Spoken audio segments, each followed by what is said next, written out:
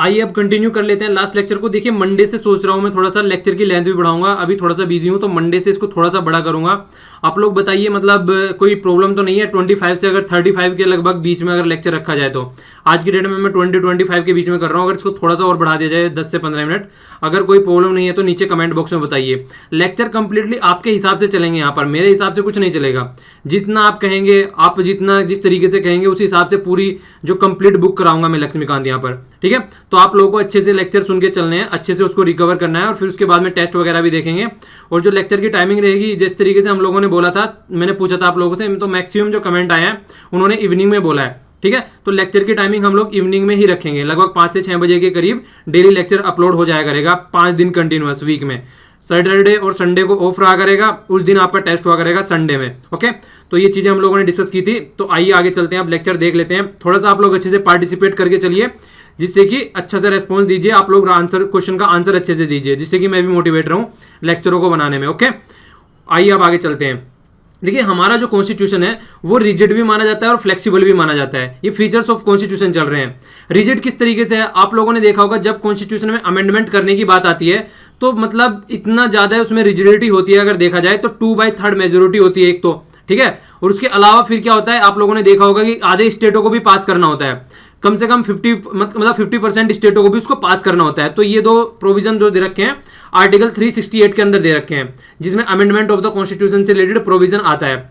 तो rigidity of the constitution भी है। रिजिडिटी, अगर रिजिडिटी के बेस पे देखा जाए तो जो सबसे ज्यादा रिजिड कॉन्स्टिट्यूशन माना जाता है वो अमेरिका का माना जाता है। वहां पे उसको कॉन्स्टिट्यूशन को मतलब अमेंड करने के लिए काफी कुछ मशक्कत करनी पड़ती है। इसके अलावा जो फ्लेक्सिबल कॉन्स्टिट्यूशन माना जाता है, सबसे आराम से जिसको आराम से चेंज किया जा सकता है, वो होता है ब्रिटिश कॉन्स्टिट्यूशन। तो हम लोगों ने देखा था कि ब्रिटिश कॉन्स्टिट्यूशन मतलब इसलिए फ्लेक्सिबल भी है क्योंकि वहां पे अनरिटन कॉन्स्टिट्यूशन है।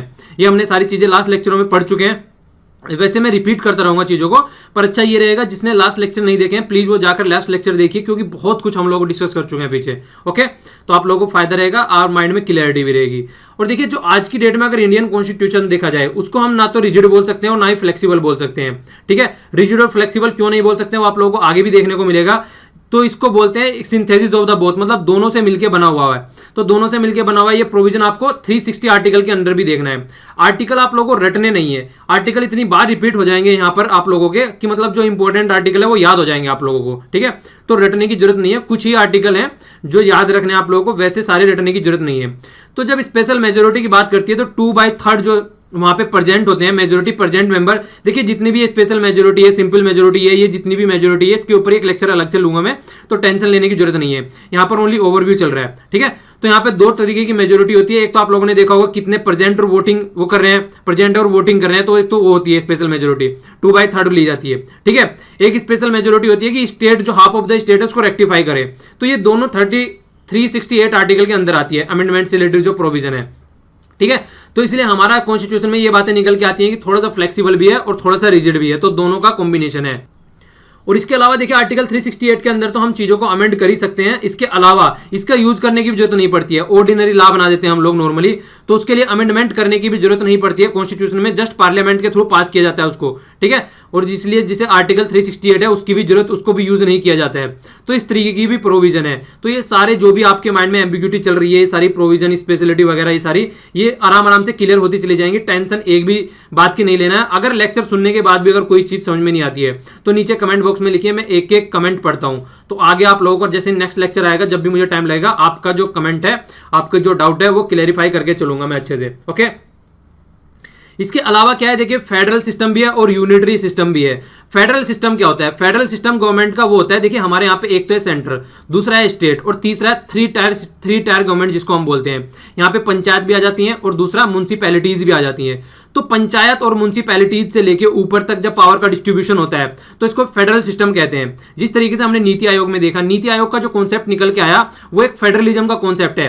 देखिए जो हमारी प्लानिंग कमीशन थी, प्लानिंग कमीशन में क्या हुआ करता था, प्लानिंग कमीशन में टॉप टू डाउन अप्रोच हुआ करती थी। मतलब ऊपर बैठे हुए जो यहाँ पे ब्यूरोक्रेट हैं, जितने भी आईएएस ऑफिसर या सेक्रेटरी वगैरह हैं, वो प्लान बना दिया करते थे और नीचे उसको भेज दिया करते थे कि पंचायत लेवल पे जाके इसको इंप्लीमेंट कर दो। पर लेकिन आज की डेट में क्या हो रहा है, अपोजिट कर दिया है बिल्कुल, कि नीचे वाले प्लान बना के लेके आओ नीति आयोग के सामने और नीति आयोग उसको अप्रूव करेगा। तो बॉटम अप अप्रोच हो गई। अगर आपसे कोई एक सिंपल लैंग्वेज में और एक सिंपल सेंटेंस में पूछे कि क्या डिफरेंस है प्लानिंग कमीशन में और नीति आयोग में, तो ये सबसे बड़ा डिफरेंस है। आप लोग इसको बेझिझक बोल सकते हैं कि वो था जो प्लानिंग कमीशन था वो टॉप डाउन अप्रोच था और जो नीति आयोग है वो बॉटम अप अप्रोच है। अगर आप ये एक लाइन बोल देंगे ना तो सामने वाला समझ जाएगा कि बंदे को नॉलेज है इसके बारे में, ठीक है। तो ये ओनली सिंपल लाइन भी आप लोग याद रख सकते हैं। इसके अलावा फेडरल और यूनिटरी सिस्टम की हम लोग बात कर रहे हैं। देखिए हमारे कॉन्स्टिट्यूशन में दोनों ही प्रोविजन देखने को मिलते हैं। जब फेडरलिज्म की बात आती है हमारे यहाँ पे, फेडरलिज्म की बात जैसे मैंने आप लोगों को अभी बताई, ऊपर से नीचे तक पावर का डिस्ट्रीब्यूशन, ठीक है। तो यहाँ पे गवर्नमेंट की देखी जाए तो टू गवर्नमेंट है, एक तो हो गई सेंट्रल गवर्नमेंट और दूसरी हो गई स्टेट गवर्नमेंट, ठीक है। दोनों में पावर डिस्ट्रीब्यूशन है, अलग अलग दोनों की पावर है, डिवीजन ऑफ पावर है दोनों जगह, अलग अलग दोनों अपने अपने लाभ बना सकते हैं, तो इसलिए दोनों जगह पावर डिवाइडेड है। रिटर्न कॉन्स्टिट्यूशन है, ऐसा नहीं है हमारे यहाँ पे देखिए कि स्टेट का अलग कॉन्स्टिट्यूशन, रिटर्न कॉन्स्टिट्यूशन है और दोनों का प्रोविजन एक ही जगह लिखा हुआ है। इसीलिए हमने लास्ट एक पॉइंट भी पढ़ा था कि हमारा कॉन्स्टिट्यूशन सबसे बड़ा कॉन्स्टिट्यूशन है। तो जो लेंथीएस्ट कॉन्स्टिट्यूशन बन गया वो इसी प्रोविजन की वजह से बन गया कि हमारे यहाँ पे एडमिनिस्ट्रेशन भी और जो फंडामेंटल प्रिंसिपल भी हैं वो सारे कॉन्स्टिट्यूशन के अंदर ही डाल रखे हैं हमारे कॉन्स्टिट्यूशन रचने वालों ने, तो इसलिए हमारा थोड़ा बड़ा कॉन्स्टिट्यूशन हो गया। और सुप्रीमेसी ऑफ कॉन्स्टिट्यूशन, ये बात हम लोगों ने देखी, मतलब हमारे यहाँ पे पार्लियामेंट सुप्रीम नहीं है। हम लोगों ने देखा था लास्ट आर्टिकल में भी, देखिए होता क्या है, कई बार क्वेश्चन आ जाता है कि सोवरेनिटी ऑफ पार्लियामेंट, हमारी पार्लियामेंट सोवरेन नहीं है। ये आप लोगों को याद रखना है, बहुत ही इंपॉर्टेंट क्वेश्चन है, पूछ लिया जाता है। सोवरेन किसी ने नहीं है। अगर पार्लियामेंट ने कोई भी लॉ पास कर दिया और कल को वो लॉ अगर हम देखेंगे अगर कॉन्स्टिट्यूशन के हिसाब से वो लॉ नहीं है तो क्या करेगा, सुप्रीम कोर्ट उसको लॉ को खारिज कर देगा। ऐसे बहुत से लॉ खारिज किए जा चुके हैं, ठीक है। तो इसी तरीके से सोवरेन का क्या मतलब होता है, सोवरेन का मतलब ये होता है अगर इन्होंने कुछ बना दिया तो किसी की हिम्मत नहीं है उसको चेंज कर दे, उसको बोलते हैं सोवरेन। पर लेकिन यहाँ पे तो सुप्रीम कोर्ट के पास में हिम्मत है इसको चेंज करने की।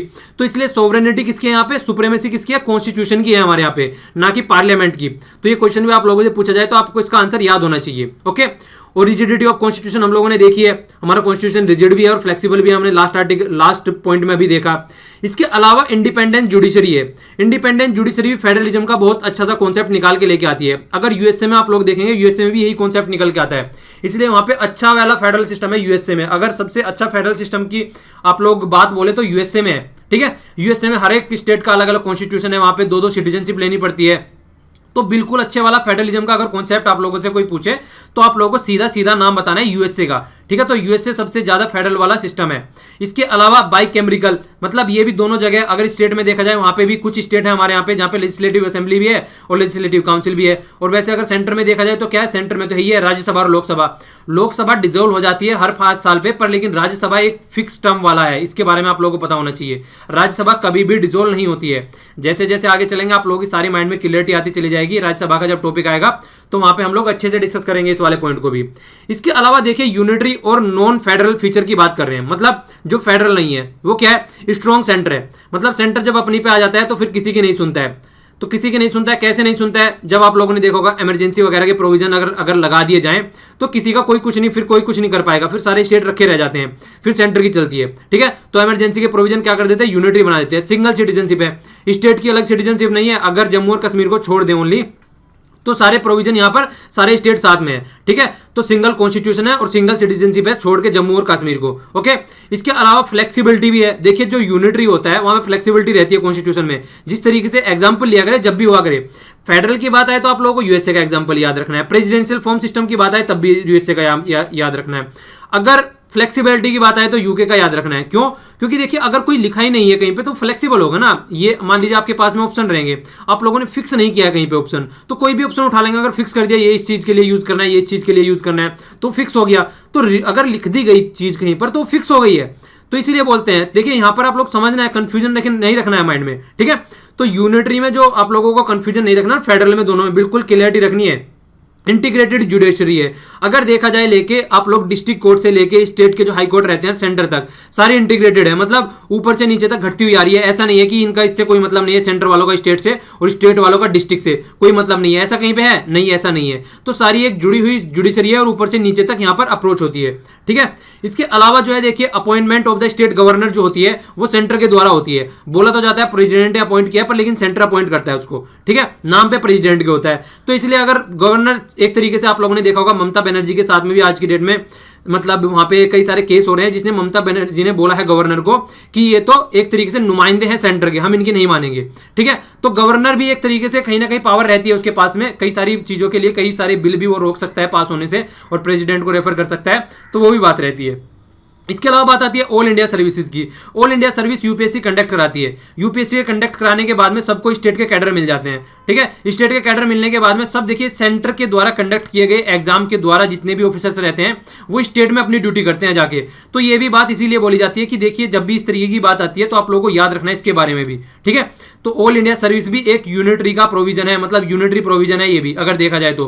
क्यों? क्योंकि चुना जाता है इसको सेंटर के द्वारा। ओके, तो ये बात आप लोगों को याद रखनी है और स्टेट में जाके ड्यूटी करते हैं। और इमरजेंसी वाला प्रोविजन मैंने आप लोगों को बता ही दिया था, तो ये तो आप लोगों को याद रखना ही रखना है। अच्छा, ये क्वेश्चन बताइए आप लोग, देखिए आर्टिकल में याद करा दूंगा आराम आराम से, टेंशन बिल्कुल नहीं लेना उसकी। आप यहाँ पे क्वेश्चन बताइए कि इमरजेंसी के प्रोविजन किस आर्टिकल में रखे गए हैं। ठीक है, स्टेट इमरजेंसी या प्रेसिडेंट रूल और नेशनल इमरजेंसी दोनों के नाम बताइएगा, और फाइनेंशियल के बारे में बताना है तो वो भी बता दीजिएगा। वैसे आगे डिस्कस करी जाएंगी सारी चीज अच्छे से, पर थोड़ा थोड़ा सा हम लोग रिकैप करते रहेंगे तो सारी चीजें आप लोगों को अच्छे से याद होती चली जाएगी।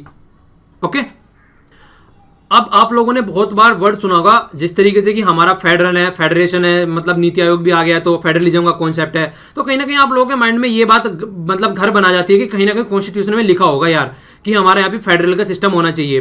तो ये बात आप लोगों को याद रखनी है, फेडरेशन नाम का कोई भी वर्ड कहीं भी कॉन्स्टिट्यूशन में यूज नहीं किया गया है। ठीक है, तो ये याद रखना है। और अगर देखा जाए कॉन्स्टिट्यूशन का जो आर्टिकल 1 है हमारा, उसमें यूनियन ऑफ द स्टेट बोला गया है। ठीक है, यूनियन ऑफ द स्टेट बोला गया, और ये यूनियन ऑफ द स्टेट का मतलब भी दो चीजों से है।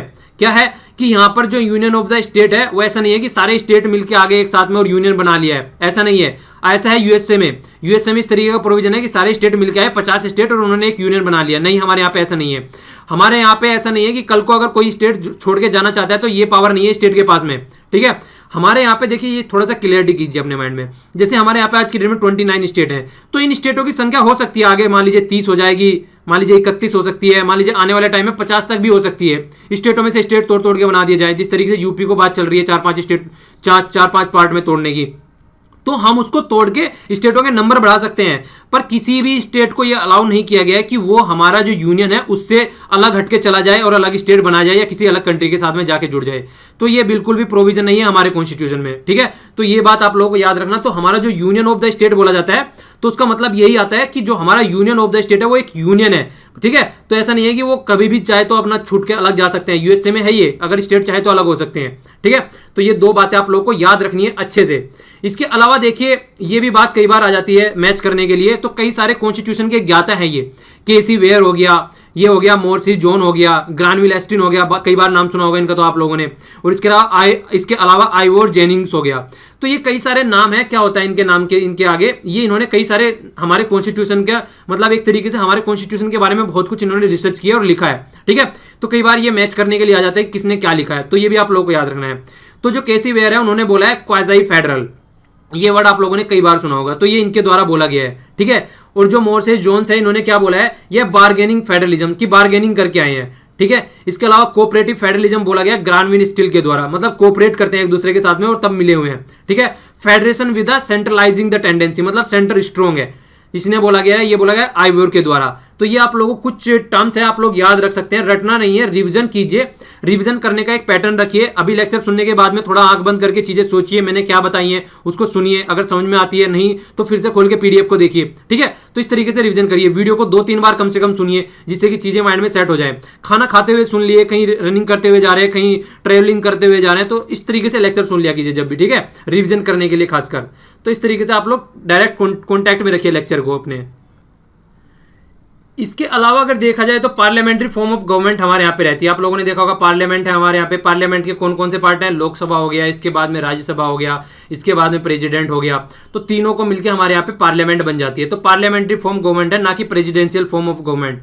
प्रेसिडेंशियल जो है हमारे यहाँ पे नॉमिनल, उसको एक नॉमिनल हेड बोला जाता है, हालांकि इतना भी नॉमिनल नहीं है, हमारे प्रेसिडेंट्स के पास में पावर है काफी अच्छी खासी। ठीक है, तो जो सिस्टम होता है प्रेसिडेंशियल फॉर्म जो सिस्टम है वो यूएसए का है। यूएसए में वहां पे प्रेसिडेंट के हाथ में पावर रहती है। तो वहां पे कॉन्सेप्ट आता है, आप लोगों को ये भी याद रखना है, separation of power. Separation of power का क्या मतलब है, जिस तरीके से लेजिस्लेटिव हो गई, जो लेजिस्लेचर हो गए, मतलब जितने भी लेजिस्लेचर हैं हमारे यहाँ पे कानून बनाते हैं, ठीक है। इसके बाद में एग्जीक्यूटिव आते हैं, एग्जीक्यूटिव, फिर जुडिशरी आता है। तो इनकी सबकी अलग अलग पावर है, ठीक है, अलग अलग पावर डिफाइन है कि आपके ये काम है, आपके ये काम है और आपके ये काम है। पर लेकिन एक बात है, अगर कोई भी इसमें से गलत करता है तो एक दूसरे को चेक एंड बैलेंस रहता है, ठीक है। ऐसा भी नहीं है कि कोई भी कुछ भी अपने मनमानी करता रहे। तो सेपरेशन ऑफ पावर है विद चेक ऑफ बैलेंस के द्वारा, ठीक है। तो ये आप लोगों को बातें यहाँ पे कंफर्म होनी चाहिए, माइंड में क्लैरिटी होनी चाहिए इससे रिलेटेड।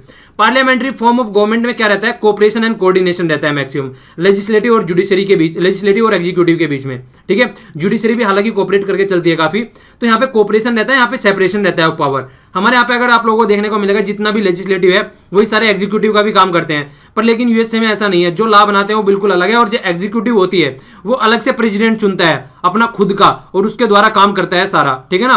तो जो चुने हुए बंदे आते हैं, जो जनता के द्वारा चुने हुए नुमाइंदे आते हैं, वो प्रेसिडेंट के एग्जीक्यूटिव में नहीं रहते हैं, एग्जीक्यूटिव अपने अलग से बनाई जाती है प्रेसिडेंट के द्वारा। तो सेपरेशन ऑफ पावर है इसलिए वहां पर।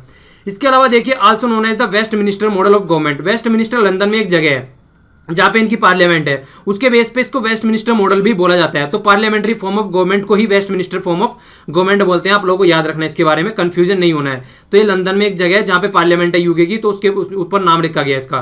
तो ये क्या होती है, रेस्पॉन्सिबल गवर्नमेंट होती है। रेस्पॉन्सिबल गवर्नमेंट तो होती है, देखिए चुन के आते हैं तो फिर उनको 5 साल के बाद में फिर से जनता के पास में जाना है।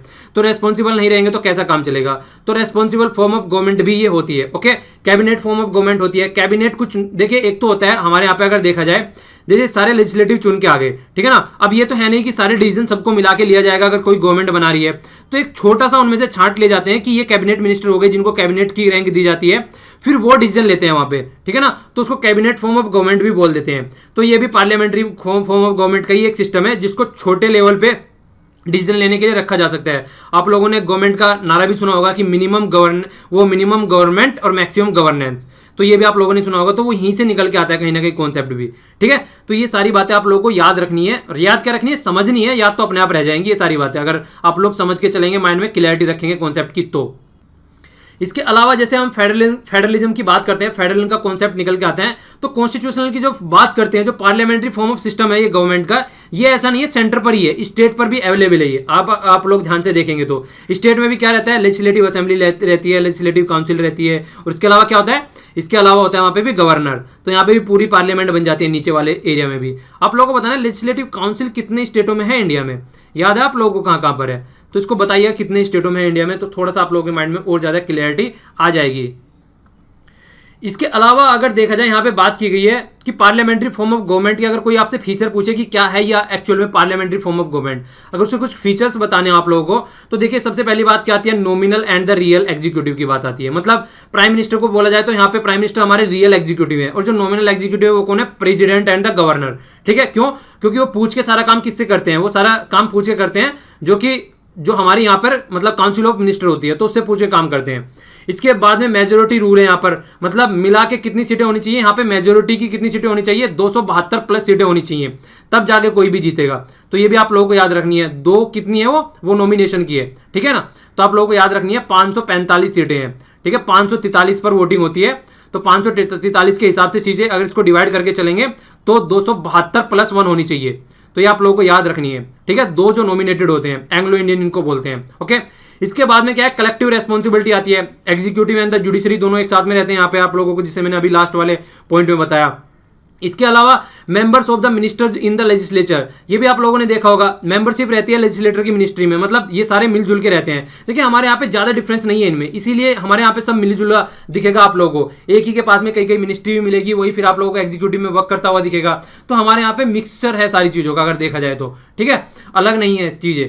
इसके अलावा क्या है, लीडरशिप की बात की जाए तो हमारे यहाँ पे प्राइम मिनिस्टर है सेंटर में और चीफ मिनिस्टर है स्टेट में, और डिजोल्यूशन ऑफ पावर भी है यहाँ पे। अगर देखिए लोअर हाउस को देखा जाए तो लोअर हाउस में क्या क्या है, लोकसभा और असेंबली की बात की जाए तो वहां पे भी अलग अलग है, ठीक है ना। तो dissolution of the lower house भी है यहाँ पर, ओके। तो ये भी है, तो ये पार्लियामेंट्री फॉर्म ऑफ गवर्नमेंट के फीचर्स हैं। पर लेकिन अगर दोनों में डिफरेंस देखा जाए, क्या डिफरेंस है इंडियन में पार्लियामेंट्री फॉर्म ऑफ गवर्नमेंट में, ब्रिटेन की पार्लियामेंट्री फॉर्म ऑफ गवर्नमेंट में, इस तरीके क्वेश्चन आप लोगों से इंटरव्यू में पूछा जा सकता है, ठीक है। तो आप लोगों को पता होना चाहिए कि हमारी पार्लियामेंट सोवरन नहीं है, डायरेक्ट क्वेश्चन, हमारी पार्लियामेंट सोवरन नहीं है और ब्रिटिश पार्लियामेंट सोवरन है, ठीक है। तो हमारे यहाँ पे जो हेड है वो क्या है, अगर इलेक्टेड जो हेड है वो रिपब्लिक, मतलब देखिए हमारे यहाँ पे अगर प्रेसिडेंट की ले ले, इनडायरेक्ट वे में इलेक्शन होते हैं, जैसे अभी इलेक्शन होने वाले हैं, तो वो एक अलग बात है, इनडायरेक्ट वे में इलेक्शन होते हैं, पर लेकिन हमारे यहाँ पे इलेक्शन होते हैं, ठीक है। पर लेकिन ब्रिटेन में क्या है, वहाँ पे हेरिडेटरी है, जो किंग बन गया एक बार, फिर उसके अलावा फिर क्वीन बने जा रहे हैं, उनके बच्चे बन रहे हैं, तो उस तरीके से वहाँ पे चलता रहता है। हमारे यहाँ पे चुन के आता है और चुने हुए को रिपब्लिक बोलते हैं, ठीक है। ये वर्ड आप लोगों ने कई बार सुना होगा। तो मोनार्क नहीं है, हमारे यहाँ पे रिपब्लिक है। तो इसीलिए हमारा जो पार्लियामेंट्री सिस्टम है वो थोड़ा डिफरेंट है। एक तो सोवरेन नहीं है, ब्रिटेन में अगर कोई रूल और लॉ बना दिया जाता है पार्लियामेंट के द्वारा, उसको कोई रद्द करने वाला नहीं है। हमारे यहाँ पे है, कोर्ट उसको रद्द कर सकता है, पर लेकिन यूके में नहीं कर सकता है। तो यूके की पार्लियामेंट सोवरेन हो गई। हमारे यहाँ पे इलेक्टेड जो हेड है, प्रेसिडेंट है, वो रिपब्लिक है इसलिए हमारे यहाँ पे, पर यहाँ पे मोनार्क है, वो ऐसी जनरेशन चलती रहती है, ये राजा बन गए फिर इसके बेटे राजा बन गए, ठीक है।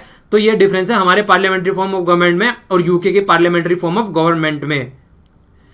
इसके अलावा ये मैंने आप लोगों से क्वेश्चन पूछे थे, तो आप लोगों का रिवीजन भी हो जाएगा, देख लीजिए। इन्होंने ये लास्ट टू लास्ट लेक्चर में मैंने आप लोगों से पूछा थे, महालनोबिस मॉडल के बारे में मैंने पूछा था। तो सेकंड 5 ईयर प्लान में ये इंप्लीमेंट किया गया था और इसको इंडस्ट्रियलाइजेशन भी बोला जाता है, क्योंकि इससे पहले एग्रीकल्चर चल रही थी हमारे पास में, और एग्रीकल्चर को रिप्लेस करके एक जो फोकस हमारा एग्रीकल्चर के ऊपर था उसको रिप्लेस करके यहाँ पे फोकस किसके ऊपर आ गया था, इसको रिप्लेस करके जो फोकस आ गया था वो आ गया था यहाँ पे इंडस्ट्री के ऊपर, ठीक है। तो हैवी इंडस्ट्रीज वगैरह यहाँ पे आनी स्टार्ट हो गई थी फिर। और नेशनल फ्लैग में 24 स्पोक्स होते हैं, जिनको तिल्लिया भी मैंने बोला था लास्ट लेक्चर में। तो जो आप लोगों को चक्र के अंदर जो ये ताड़ियां सी दिखती हैं, तो 24 होती हैं, याद रखिएगा इसको, ठीक है। कॉमनवेल्थ गेम के बारे में मैंने आप लोगों से पूछा था, तो ये ऑस्ट्रेलिया में क्वीनलैंड में होने जा रहे हैं, तो 2018 के हैं। इस तरीके के क्वेश्चन कई बार आ जाते हैं, गोल्ड कोस्ट पड़ता है वो वाला एरिया, तो याद रख सकते हैं। मैंने 2 बातें और आप लोगों से पूछी थी, एक तो पूछा था नेशनल एंथम के बारे में, और दूसरा पूछा था मैंने किसके बारे में, जो इसको नेशनल सॉन्ग बोलते हैं हमारे यहाँ पे, ठीक है। तो दोनों के बारे में आप लोगों से पूछा था। तो जो नेशनल एंथम है, तो बंगाली वर्जन उसका अगर देखा जाए तो भारतो भाग्यो विधाता, तो ये वाला है, इसमें 5 स्टेंजा है, तो इसमें से एक स्टेंजा लिया गया, फर्स्ट स्टेंजा लिया गया इसमें से, ठीक है। ये आप लोगों को मैं दिखा भी देता हूँ यहाँ पर, दोनों एक यहाँ पे दिखा देता हूँ, एक मिनट देख लीजिए। ये देखिए, ये है बंगाली वर्जन, ठीक है ना, जो लिया गया है इसमें से लिया गया, और ये इंग्लिश वर्जन है यहाँ पे। तो ये है हमारे यहाँ पे पूरा जन गण मन जो हम जो गाते हैं, तो ये पूरा यहाँ से लिया गया, फर्स्ट स्टेंजा है वहाँ पर, ठीक है। ये इंग्लिश में है कंप्लीट। तो आप लोगों को पता होना चाहिए इसके बारे में कि डिफरेंस क्या है दोनों में, क्योंकि हमारा ये राष्ट्रीय गीत है, तो आप लोगों को, हमारा ये नेशनल एंथम है, तो आप लोगों को पता होना चाहिए इसके बारे में, ठीक है। इसके बाद मैंने सॉन्ग के बारे में पूछा था, तो जो सॉन्ग है वंदे मातरम, ये आनंद मठ से लिया गया है, और ये लिखा किसके द्वारा गया है, बंकिम चंद्र चट्टोपाध्याय के द्वारा। ये आप लोगों ने कई बार पढ़ा भी होगा, डायरेक्ट क्वेश्चन आते हैं, ये सारे डायरेक्ट क्वेश्चन पूछे जाते हैं, ठीक है ना। तो आप लोगों को याद रखना है। सुप्रीम कोर्ट कब स्टैब्लिश हुआ था, 28 जनवरी 1950 में। तो ये क्वेश्चन है आप लोगों को डायरेक्ट पूछे जाते हैं, इसके बारे में आप लोगों को पता होना चाहिए और माइंड में क्लियरिटी होनी चाहिए, कंफ्यूज नहीं होना है इस तरीके के क्वेश्चन में कभी भी। लास्ट क्लास में मैंने आप लोगों से ये क्वेश्चन पूछा था, देखिए इसके क्वेश्चन का भी आप लोगों को आंसर यहाँ पे मिल जाएगा। देखिए जो पार्ट 7 है वो हटा दिया गया था। पार्ट 7 क्या था, ये एक तरीके से ये थे जो आप लोगों ने पहले सुना होगा, रीऑर्गेनाइजेशन एक्ट आया 1956 में। इससे पहले जो स्टेट थे वो डिवाइड थे। ए टाइप के स्टेट कौन से हो गए, जो ब्रिटिश के अंडर में थे। बी टाइप के स्टेट कौन से हो गए, जो प्रिंसली स्टेट थे। सी टाइप के स्टेट जो एडमिनिस्ट्रेटर वाले स्टेट थे। तो इस तरीके से डिवाइड कर रखे थे। इसके बाद में रीऑर्गेनाइजेशन एक्ट आया और जिसके तहत हमने क्या किया, पार्ट 7 को हटा दिया, ठीक है। तो ये आप लोगों को याद रखना है। इसके बाद में जो ऐड किए गए, पार्ट 4 ऐड किया गया फंडामेंटल ड्यूटीज का 42nd अमेंडमेंट के द्वारा। पार्ट 9A ऐड किया गया 74th अमेंडमेंट के द्वारा। शेड्यूल 12 कंटेन 18 जो सब्जेक्ट इसमें रखे गए, म्युनिसिपैलिटीज वगैरह। 9B कोऑपरेटिव, ये भी पार्ट ऐड किया गया यहाँ पर। इसके अलावा 14A डील करता है ट्रिब्यूनल के साथ में, ये ऐड किया गया। शेड्यूल ऐड किए गए 8, 9, 10, 11, 12 ये शेड्यूल ऐड किए गए हैं। 8 क्या है, शेड्यूल लैंग्वेज के साथ में, इसमें थोड़ा सा कॉन्स्टिट्यूशन में अमेंडमेंट करके किया गया है। इसके अलावा क्या है, रेगुलेशंस वगैरह हैं, आप लोगों को पता होगा कि किस तरीके से अगर कोई भी चीज रख दी जाती है तो उसको रेगुलेट करने के लिए ये वाला रहता है। यहाँ पर एंटी डिफेक्शन लॉ के बारे में आप लोगों ने सुना होगा, जिससे कोई टूट के इधर से उधर चला जाता है कोई भी एमएलए एमपी, तो उसके बाद की बात आती है एंटी डिफेक्शन लॉ की। तो ये यहाँ पर इसमें है। इसके अंदर 11 के अंदर जो है लोकल, आप लोगों ने पता होगा लोकल गवर्नमेंट जिसको पंचायती बोलते हैं, और 12 के अंदर क्या है, म्युनिसिपैलिटीज। तो ये चेंजेस मैंने आप लोगों से पूछा था क्या क्या चेंज किया गया है कॉन्स्टिट्यूशन के अंदर, तो ये आप लोगों को याद रखना है। ओके, तो आज के लेक्चर में इतना ही। देखिए पसंद आया तो लाइक कीजिए, नहीं पसंद आया तो डिसलाइक कीजिए, और जब पसंद आती है चीजें तो शेयर भी कर दिया कीजिए। और यहाँ पे फायदा तभी आप लोगों को लेक्चर सुनने का जब आप किसी को पढ़ा भी दें। अगर खुद नहीं पढ़ा सकते हैं तो लेक्चर शेयर कीजिए, जिससे कि दूसरों को फायदा हो जाए। और कॉन्स्टिट्यूशन एक ऐसी चीज है यार, हमको पता होना चाहिए हमारा कॉन्स्टिट्यूशन है, ठीक है, किसी और का कॉन्स्टिट्यूशन नहीं है। अपने आसपास सफाई रखिए, और देखिए वाटर जितना हो सकता है सेव कीजिए, और पेड़ वगैरह लगाइए। तो अपना भी ध्यान रखिए और दूसरों का भी ध्यान रखिए, और अपने आसपास सफाई रखिए और मिलजुल कर काम कीजिए, ठीक है ना। तो आज के लिए इतना ही। और हाँ, पीडीएफ जो है आप लोगों को जब कंप्लीट हो जाएगा ये लेक्चर, तो तब आप लोगों को पीडीएफ में पोस्ट कर दूंगा फेसबुक पर और नीचे टेलीग्राम में, दोनों जगह आप लोगों को मिल जाएगी। तो उसकी टेंशन लेने की जरूरत नहीं है, पीडीएफ आप लोगों को मैं आराम से प्रोवाइड करा दूंगा जब लेक्चर कंप्लीट हो जाएगा। आज के लिए इतना ही। Thanks a lot for listening. Jai Hind.